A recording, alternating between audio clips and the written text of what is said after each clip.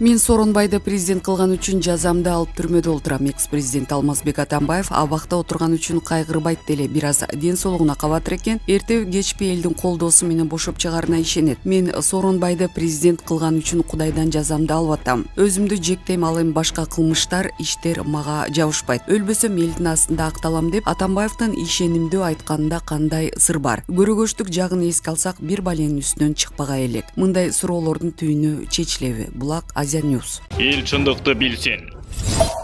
Мамлекеттик кызматтардан олигархка айланган Таалайбек Сарыбашев кусабы. Билими, тажрыйбасы деңгээли төмөн экенине карабай, Таалайбек Сарыбашев Бишкек шаарынын мэринин милдетин аткара калып 10 күндө кулап түштү. Калемгер Асланбек Сартпаев эки ооз сөзү менен эрден оодарып койгон шаар айылдардан бери айтышууда. Акыйкатты тарых таразалап убаа келгенде дагы баа берилет. Таң калыштуусу Таалайбек Сарыбашев парламенттик шайлоого катышаарын жарыялап, сыр билгизбей жылмайып кеткени кандай? Жасалма диплому, кош жарандуулугу талкууга алынып келетса да, жооп бербей кутулуп кетеби? Башка былыктарынан сырткары Оштогу, Алайдагы хан сарайлары, Бишкектеги үйлөрү, дээрлик байлыктары текшерилбейби? Болот Темиров, Ыдырыс Исаков жана башка журналисттер дал ушул өңүттөгү былыктарын ачыктап келатышса да, эмнегедир тергөө органдары унчукпайт. Таалайбек Сарыбашев 10 жылдан бери аким, губернатор, мэр сыяктуу жогорку кызматтарда эт менен челдин ортосунда иштеп келди. Кантип олигархка айланды? Кызмат абалын кыянаттыкта пайдаланганбы? Албетте, олуттуу суроолор. Бул Эркулдун бүгүн болбосо эртең тагдыры жаргасылары мамлекеттин казынасына уурдаган миллиондорун төгүп берери распы? Булак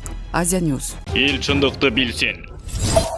Акжол Махмудов сыякысын кайда жумшаарын айтып, трикосун аукционго койду. Махмудов Олимпиадада алтын алуу жана муктаждарга жардам берүү анын бала кезден берки кыял экенин айтып, ишке ашырууга убакыт келгенин белгилеген. Кыргызстандын грек-рим күрөшүнүн балбаны Олимпиада оюндарында күмүш медаль уткан Акжол Махмудов Instagram баракчасы аркылуу мамлекеттен алчу акчасын эмнеге жумшай турганын жазды. Өзүңүздөр билгендей, Токиодогу Олимпиада мен үчүн алгачкылардан болду. Мамлекеттин акчасына үй бүлөмө там алып берейин деп жатам. Анткени алар бир нече жылдан бери Бишкекте ижарага батирде жашап келген деп жазган балбан. Махмудов Олимпиадада алтын алуу жана муктаждарга жардам берүү анын бала кезден берки кыялы болгонун белгилеп, өзүнүн Олимпиадада койгон трикосун аукционго коюп жатканын да жазган. Бүгүн бала кезде кыялымды ишке ашыруу үчүн кайрымдуулук ишмердүүлүгүмдү алгачкы кадамды баштап жатам. Азырынча Олимпиадага кийген кийимимди аукционго коюп гана ишти баштай алам. Кааласаңар ал жака кол тамгамды калтырам. Андан түшкөн каражаттын баарын кайрымдуулук фондуна берем. Сураныч мени колдоп бергиле, жакын арада кайрымдуулук иштерин жасоого мындан да башка мүмкүнчүлүктөр пайда болот деп үмүттөнөм. Эгер аукциондо Бишкек шаарынын тургуну утуп алса, кийимди өз колум менен тапшырам. Баштапкы баасы $50 деп жазган спортчу. Ал аукцион август айынын аягына чейин 31-август 20:00 улана турганын айтып, бааларды посттун алдына жазса болорун кошумчалаган. Кыргызстандын грек-рим күрөшүнүн чебери 22 жаштагы Акжол Махмудов Токио Олимпиадасынын финалына чыгып, күмүш медаль тагынган. Кыргыз өкмөтү Олимпиададан байге алган спортчуларга жана анын устаттарына ири суммада сыйакы берилерин убадалаган. Ага күмүш медаль тагынган Акжол Махмудовго мамлекет 7 миллион сом берет. Булак Азаттык.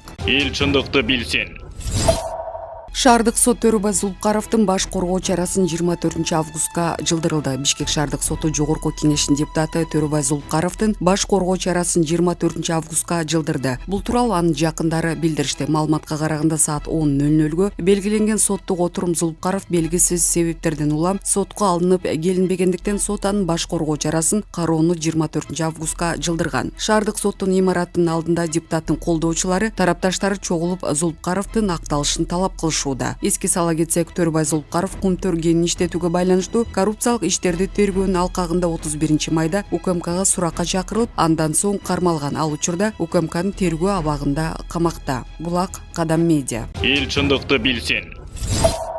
27 жаштагы эл аралык террористтик уюмдун мүчөсү кармалды. 2021-жылдын 14-августунда Кыргыз Республикасынын УКМК тарабынан жүргүзүлгөн контртеррористтик иш-чаранын жүрүшүндө Баткен облусунун тургуну 1994-жылы туулган С.Ж. аттуу Кыргыз Республикасынын жараны кармалды. Кармалган адам 2016-жылы Кыргыз Республикасынын аймагында ишмердүүлүк жүргүзүүгө тыюу салынган. Ислам мамлекети эл аралык террордук уюмунун бандиттик түзүлүштөрү тарабында куралдуу кагылышууга катышуу үчүн Сириядагы куралдуу кыргызстандуу чыр чатактар зонасына кеткен. Террордук топтун катарына жалдоочуларды тартуу жана андан ары анын айрым мүчөлөрүн Сирия менен Афганистанга өткөрүп берүү максатында Ислам мамлекети эл аралык террористтик уюмдун жетекчилерин көрсөтмөсү менен Кыргыз Республикасына келген. Сотко чейинки өндүрүштүн алкагында кармалган адам убактылуу кармоочу жайга киргизилди. Учурда УКМК кармалган жаран менен болгон кылмыштуу байланыштарын аныктоо боюнча ыкчам иш-чаралардын комплексин улантууда. Булак медиа центр. Эл чындыкты билсин.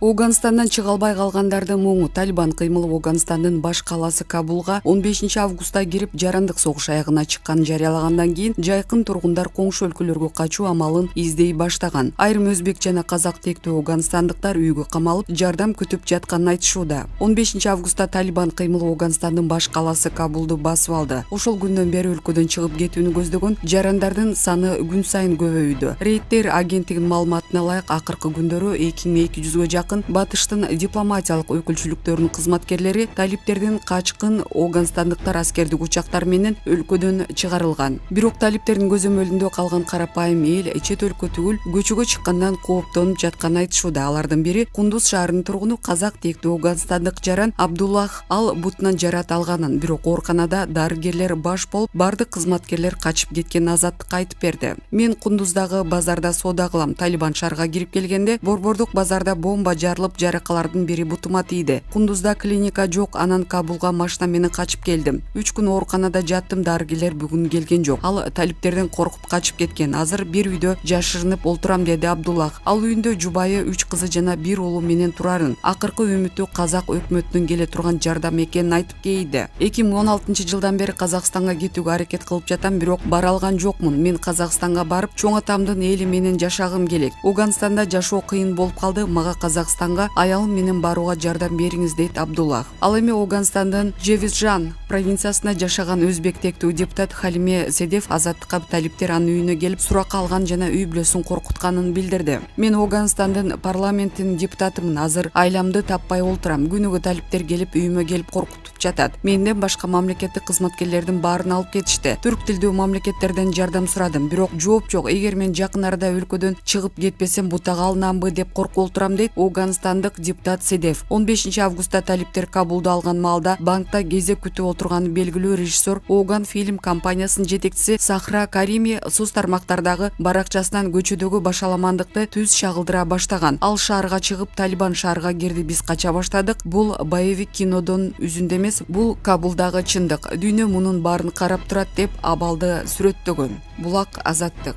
Эл чындыкты билсин.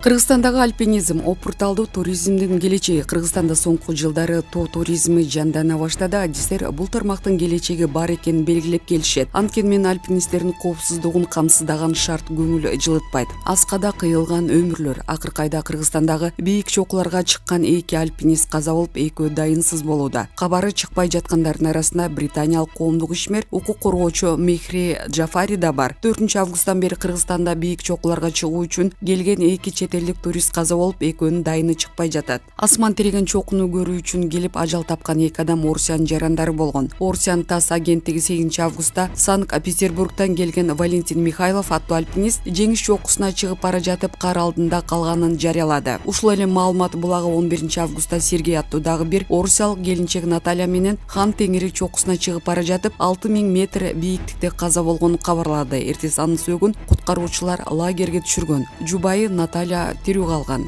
Британ укук коргоочу Мехри Джафаринин окуясы: жеңиш чокусуна чыгып 4-августтан бери дайынсыз болуп жаткан британиялык 48 жаштагы Мехри Джафарин туугандары Фейсбуктагы анын баракчасы аркылуу коомчулукка төмөндөгүдөй кайрылуу жасашты. Биз Мехринин Лондондогу өнөгү Стив менен Ирандагы үй бүлөсү Мехрини издөө үчүн жан үрөп колдоо көрсөткөн бардык адамдарга ыраазычылык билдиребиз. Ал жоголгондон алгачкы 24 саат биз үчүн өтө оор болду. Мехрин дайынсыз экенин бүтүн адамдар менен социалдык медиада сүйлөшкөбүз келбейт. Окуя боюнча жергиликтүү бийликтин кабары бар. Полиция, кыргыз милициясы тийиштүү күбөлөрдүн көрсөтмөсүн алат деген үмүттөбүз. Ошондой эле расмий дыкат отчет берилерин күтүп жатабыз. Тилекке каршы Мехри дайынсыз жоголуп, балким каза болду деп ойлоп жатабыз. Жергиликтүү бийлик менен улам байланышып, мунун расмий ырасталышын сурап турабыз. Мехрини издөөгө каражат которгондорго терең ыраазычылык билдирип, акчаны кайра ар бирине кайтарып беребиз. Мехри күрөшкөн адилеттүүлүктүн жолун жакындары уланта берет. Булак Азаттык. Эл чындыкты билсин.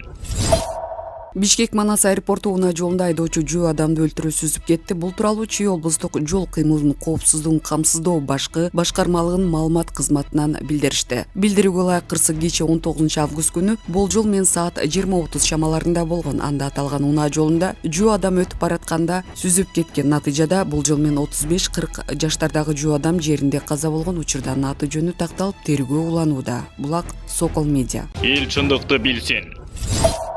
Атамбаев түрмөдөн түз эле парламентке келеби. Шайлоо башталды. Шайлоонун башталган Атамбаевдин досу Бышкан мурдагы төрагасы Туйгунал Абдрайымов Москва сапарынан кийин билдирүү жасап жарыялады. Ал 17 сентябрдан кийин саясий туткундарга жана Атамбаевга боштондук деген мөөнөтсүз митингтерге чыгабыз деди. Юридикалык жактан Атамбаевдин шайлоого катышууга толук укугу бар, анткени ал али соттоло элек. Аны айыптаган бир да сот өкүмү чыга элек. Маалыматтар боюнча СДБКнын шайлоодогу ген планына ылайык Атизмен Атамбаев жетектеп шайлоого катышат. Бийликтин кетирип аткан айрым кемчиликтеринен улам Атамбаевдин жеке рейтинги жана КСДПнын рейтинги өсүп кетиши ыктымал. Эгер Атамбаев өзү жетектеп, Абдрайымов жана башка окшогон лидерлер кулдуса алар шайлоодон өтөрү талашсыз. Атамбаев түрмөдөн жөн эле эмес, Текебаев айтмакчы, кол чабуулар менен триумф менен чыгууну пландап жатат. Ал өзүнүн тагдырын сотторго эмес, эл чечсин деп элге бере турган болдубу? Кыскасы Атамбаевдин түрмөдөн түз эле парламенттин жыйындар залына келери бүгүн 100% реалдуу көрүнүп турган сыяктуу. Ошентип шайлоону президент Садыр Жапаров жарыялай элек болсо дагы Туйгунал Абдрайымов ушул билдирүүсү менен жарыялап койду. Булак Чындык Медиа.